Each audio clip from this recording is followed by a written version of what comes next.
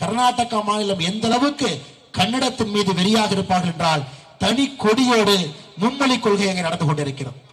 நம்ம ஊர்ல கான்வென்ட்ல 3 மொழி கொள்கை, திமுக நடத்தக்கூடிய பள்ளியில 3 மொழி கொள்கை. ஆனா அரசு பள்ளியில படிக்கக்கூடிய மாணவர்களுக்கு வெறும் 2 மொழிங்கய்யா.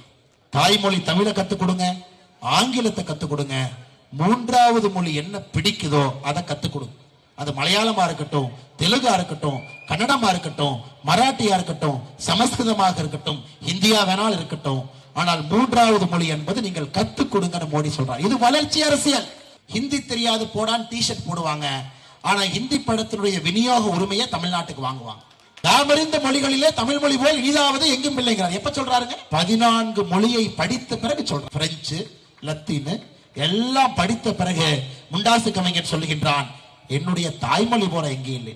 நீ படிச்சதே ஒரு மொழி, உனக்கு எப்படி தெரியும்?